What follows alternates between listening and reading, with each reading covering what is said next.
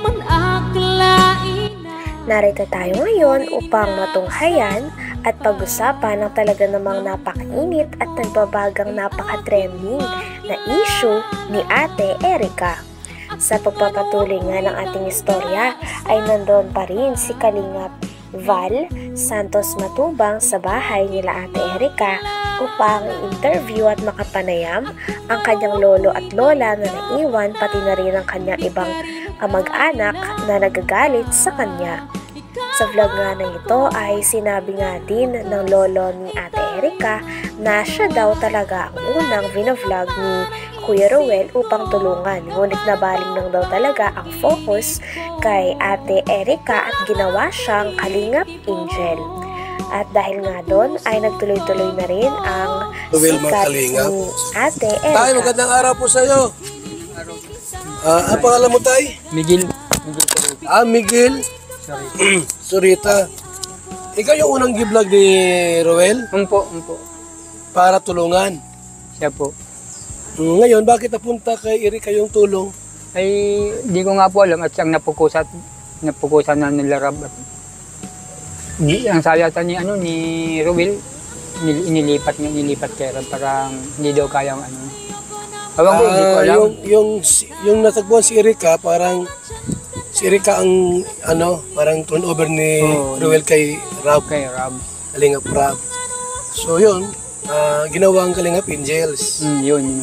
Ayun. So maliwanag po mga kaibigan na dito ba nakatira si Erica noon? Dito po yun. Dito lumaki? Ay, dito na po sa amin yun. Okay. Nung dati pa kuwan kami sa Katandunganon ay napalit. Dito nga din ay nalaman ng lahat na may isa palang matanda na negosyante ang tumutulong kay Ate Erica at ang pangalan nito ay June A. Nakilala daw ito ng tita ni Ate Erica sapagkat nagbigay daw ito ng pera pampaopera sa mata ng lola ni Ate Erica. Ngunit kalaunan ay hindi daw ito napakinabangan o hindi daw nakuha ng lola ni Ate Erica ang pera na ito sapagkat hindi daw ito ay binigay nila Ate Erica. Kaya dito na nga rin nagsimula ang talaga namang malala at napakalaking gulo o hidwaan sa pagitan ni Ate Erica at ng kanyang lolo at lola na talaga namang nagpalaki, nagmalasakit at nagpaaral sa kanya simula nung siya ay bata pa. Lagi si Erica. Maliit pa yun sa amin. Kayo na nagpalaki noon. Kami na po, kapaaral. Ngayon, nasaan sila ngayon? Ay, nasa bagong bahay na po. May bagong bahay na po sila. Sino po ang nagpatayo ng bahay nilang bago? Ay, sila yata po. Sino pang tumulong ang nagbigay ng pangpagawa ng bahay? Ayun, ang pag-aalam ko po, yung nga pong nakausap ng sila may daw matanda. Kung sino matandang Matanda? Ano yun? Ang alam ba ganun? June E yata yun. June A? June E. Matanda na ba yun? Sabi po, matanda na. Ate, ano ko lang, matanda na ba si June A? Matanda na po, siguro po mga 60 or 50 yan mga ganun. Nakita mo na, di pa? Nakita ko na po yun. Saan mo Kasi nakita? nagpasalamat po ako rin sa kanya nung last baga po na vlog ni Kalingap, ni Rab na nagbigay kay mama ng pampaopera ng sa mata. Okay.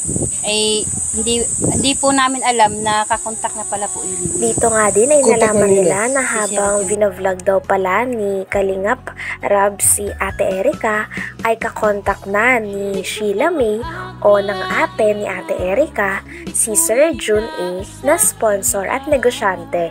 Kaya naman ang nangyari ay sinabi daw ni Ate Sheila May ni Erica kay Sir June A na huwag nang padaanin ng pera kay Kalingap Rab at diretsyo na lamang sa kanila. Kaya naman ito rin ang naging rason kung bakit umayaw na si Ate Erica magpa-vlog kay Kalingap Rab. At dahil nga dito ay napatayuan na nga si Ate Erica at ang kanyang ate na si Sheila May ng bahay, at nung nakapatayo na nga ng bahay ay hindi nila sinama ang mga tao na nagpalaki sa kanila na ang kanilang lola at lolo at ang iba pa nilang kapamilya. Kaya nagsimula ito ng hidwaan. Nagbigay ko ng mama ng pampaopera ng sa mata. Okay. Ay Hindi po namin alam na kakontak na pala po yun ni Contact na nino? si Sir Jun A. Ni Sheila May? Po. Ah, okay. So, Yun lang yun po yung ano namin. nakita mo na si Jun A sa video? Mahaba yung buhok niya na. Mahaba ang buhok. Okay. So, may edad na. Mm-hmm. So, kasi tinatanong ko si tatay kung sino tumulong sa pabahay nila. Ano po si Sir Jun A. Sa kanya pong pabahay yan. Itong pina-Erika. Wala po diyang sabi po ng mga ilabers sa kanilang pabahay. Kay Sir Jun A. Okay. Pati mga gamit ng bahay. Okay. So, ibig sabihin ngayon, may bahay na si Erika. Sila may kumpleto ang gamit. Okay. So, ang nagpabahay niyan, si Jun A. Si Sir Jun A. Hindi ang e-lovers. Hindi po. Hindi ang e-lovers. Inaangkin lang po ng mga ilabers. Inaangkin nila na sila Kaya nagpabahay sila niya. nagagalit kasi ayaw nilang Simula nga daw nung bagong taon at naggaling sa ospital ang lola nila, pagkadating daw ng lola nila sa bahay ay nakahakot na daw kaagad si Ate Erika at ang kanyang ate Sheila May. Nang sa ganon ay makalipat na sila. At nung nakalipat na sila sa bahay na pinatayo ni Sir Jun A ay hindi na raw sila muling bumisita sa kanyang lolo at lola at iba pang kamag-anak. Talagang kaya naman sumama ang loob ng lola at lolo ni Ate Erika sapagkat parang kinalimutan na lang sila basta-basta ng kanilang apo na kanilang pinalaki at pinagmalasakitan. Ah, galon ba? So, alam mo yun yung kwento alam ko. ko dyan. Kasi naririnig-rinig ko din po. Mm-mm. Kasi iisang bahay lang naman po kasi kami dito. Dito pala si Erika lumaki. Po. Nakatira kay lolo niya. Dito. Ngayon, may bahay na silang bago. Siya po. Di ba pupunta rito si Erika? Mula po nung bagong taon po na nung last po, itong nasa ospital po kasi mama noon, pag uwi po namin dito, wala na sila, naghakot na sila ng gamit. Nung paghakot, last year pa, Opo, nung bagong taon pa po. mula noon hanggang ngayon, hindi siya pupunta rito, napunta naman. Hindi na po. Hindi na pupunta rito. Wala na Ni po. dumalaw, hindi. Wala na pong Erika pumupunta dito. Pati si Sheila May. Wala na. Okay. Yung mga palabas po ng mga e-lover na sinasabi po nila na monthly may natatanggap si mama. Sila mama, yung mga magulang ko. Meron? Kasi Wala. malingan po yan. So wala palang natatanggap. Simula pala ay napabahayan si Ate Erika ay hindi niya na sinama ang kanyang lolo at lola sa pabahay na kanilang natanggap. At pagkatapos naman nito ay bumukod na nga sila ng kanyang ate sa mga tao na nagpalaki sa kanila at nagmalasakit simula bata pa sila. At sabi pa nga dito ng tita ni Ate Erika ay may kumakalat daw na nagpapadala daw o nagsusustento pa din si Ate Erika at si Sheila May sa kanilang lolo at lola. Ngunit hindi daw talaga ito totoo sapagkat simula nung nakalipat si Ate Erika at si Sheila May na kanyang ate sa pabahay ni Sir Jun A ay hindi na raw sila muling bumisita at hindi na rin sila nagpapadala ng pera kaya naman talagang nakasakit ito sa damdamin ng lolo at lola niya sapagkat parang feeling nila ay kinalimutan na lamang sila bigla-bigla ng kanilang mga apong pinalaki nila. Kasi iisang bahay lang naman po kasi kami dito. Dito pala si Erika lumaki. Po. Nakatira kay lolo niya. Po. Ngayon, may bahay na silang bago. Siya po. Di ba pupunta rito si Erika?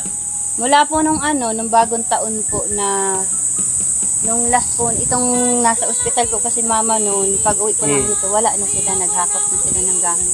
Nung paghakot, last year pa, Opo, nung bagong taon pa po. mula noon hanggang ngayon, hindi siya pupunta rito, napunta naman. Hindi na po. Hindi na pupunta rito. Wala na Ni po. dumalaw, hindi. Wala na pong Erika pumupunta dito. Pati si Sheila May. Wala na. Yung mga palabas po ng mga e-lover na sinasabi po nila na monthly may natatanggap si mama. Sila mama, yung mga magulang ko. Meron? Kasi Wala. malingan po yan. So wala palang Wala natatanggap. po yan. Yun po yung gusto kong linisin po talaga na nalalaman po ng tao, binabaliktad po nila eh. Okay. Nakakaya pa. Hanggang dito na lamang muna ang talaga namang nagtitrending, nagbabaga at napakainit na issue ni Ate Erika. Maraming salamat sa inyong panonood. Hanggang sa muli. Bye!